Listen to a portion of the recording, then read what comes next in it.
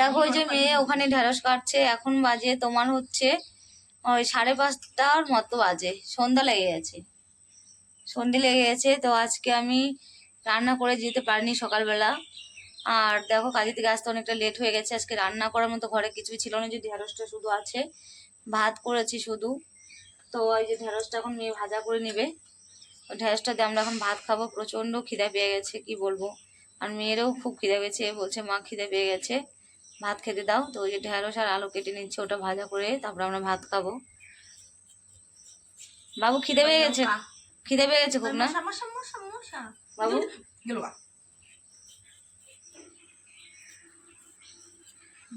তো বন্ধুরা দেখো, এই যে আমরা সারাদিন পরে এখন একটু ভাত খাবো, তার মধ্যে দেখো এই যে ঢেঁড়স ভাজা আর আলু ভাজা দিয়ে।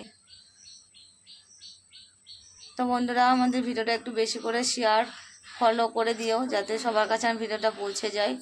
আমাদের খুবই মানে কষ্ট, কি বলবো, এতটা কষ্ট। আমরা দেখো সারাদিন কিছু খাইনি, যে এখন খাবো, আর প্রচণ্ড খিদে পেয়েছে, চোখ মুখ দেখে বুঝতে পারছো, মানে কি বলবো, এতটা কষ্ট লাগছে আমাদের।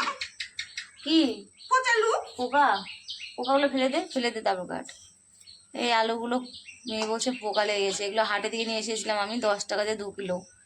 হাটের আলু একটু কম দামে দেয়, সেই জন্য হাটে গিয়েছিলাম আমি, হাটে দিয়ে নিয়ে এসেছিলাম 2 কিলো 10 টাকা দিয়ে। আর বাজারে তো বেশি দাম নাই, 1 কিলো 10 টাকা, সেই জন্য হাটে দিয়ে নিয়ে এসেছিলাম।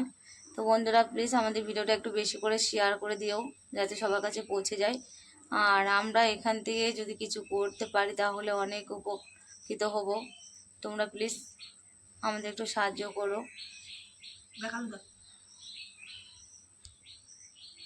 বেশি বড় হয়ে গেছে, ছোট ছোট।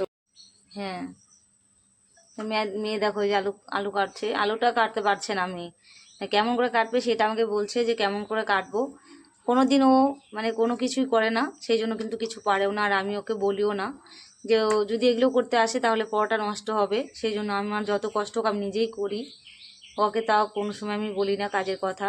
তো এখন ওর খিদে পেয়ে গেছে, আর আমারও শরীরটা ভালো লাগছে না, সেই জন্য বললো যে মা আমি তাহলে আলুগুলো কেটে দিচ্ছি, তুমি মানে গ্যাসটা ধরাও। তো ওই জন্য মেয়ে কেটে দিচ্ছে।